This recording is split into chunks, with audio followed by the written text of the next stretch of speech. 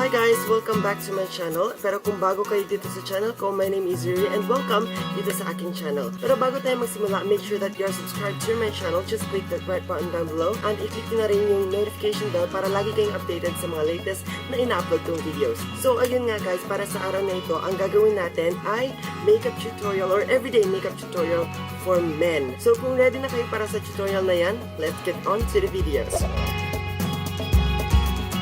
Siyempre, ang una mong kailangan gawin is to make sure that your face is clean. So, naghilamos na po ako and ready na po ako for the makeup tutorials. Para sa everyday look na ito, ang gagamitin natin ay BB cream. This one is from Careline. This is in the shade of Natural.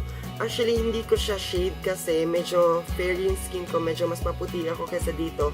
Yung ginagamit ko talaga is beige. But then, hindi ko napansin na natural yung nakuha ko. So, let's just use this.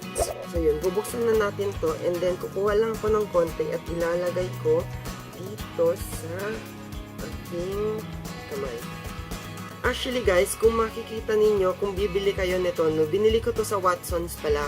This is worth 120 pesos. Murang-mura lang siya at kayang-kaya lang ng bulsa. Binili ko to, nung unang gamit ko nito, meron siyang mga tubig-tubig. I think lahat na yata, kasi meron din ako nabili noon na ganito rin, Careline din siya, BB cream, tapos matubig din siya sa loob. So, ang ginawa ko, shinake ko muna yung container para mag-mix yung tubig, pati yung mismong cream. So, i-apply na natin yung mismong cream dito sa mukha natin. Ganito. Hindi mo naman kailangan damihin talaga kasi konti lang naman yung kailangan natin dahil everyday makeup look lang naman yung ina-achieve natin eh. Ayan, tapos konti din dito sa leeg para pantay sila.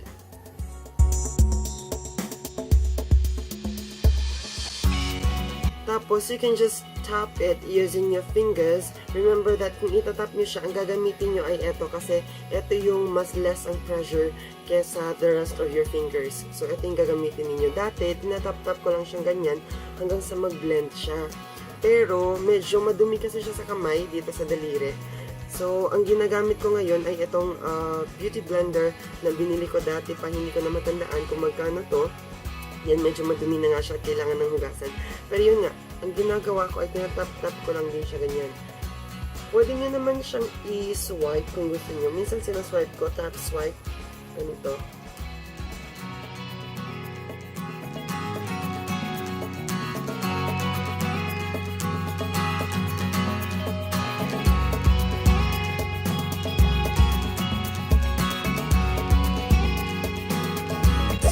Ayan, so natapos ko na pong i-blend yung BB cream sa face ko. And in all honesty, pwede naman na ganito na siya. BB cream lang and then you're good to go.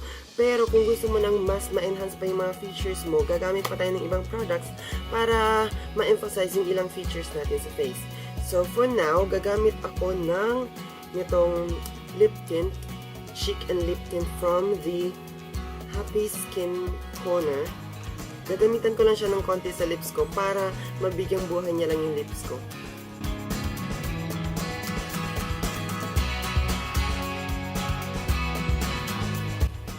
And then kung okay na sa ito, again, pwede ka nang lumabas and mag-enjoy all throughout the day ng ganito ang look mo. Pero kung gusto mo na mas ma-enhance pa yung features mo, kasi sa mga lalaki, mas maganda or mas attractive, yung medyo makapal yung kilay, kaya gagamitin natin yung kilay ko ng ganito, eyebrow pencil.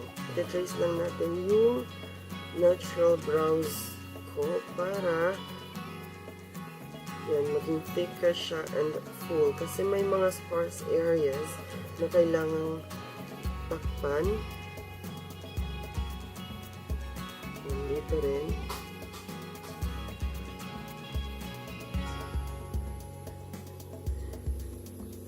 Yan.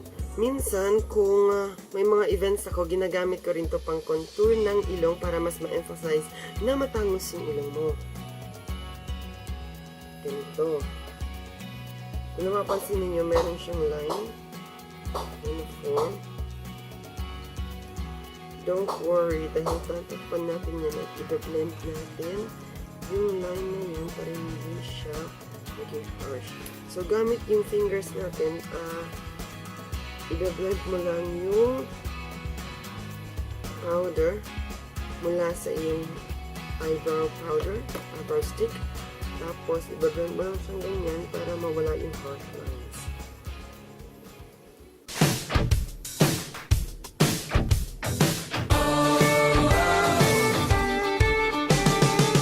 You better take it from me. That boy is like a disease. You're running your tiny. So yun guys, sana meron kayong natutunan mula sa video na ito. And kung meron, please give this video a thumbs up and mag-subscribe na rin kayo. Kung hindi pa kayo nakasubscribe dito sa aking channel, i-click nyo lang yung red button na nasa baba at i-hit nyo na rin yung notification bell para lagi kayong updated sa mga pinapost kong videos. Yun guys, thank you so much for watching. I hope that I will see you in my next video.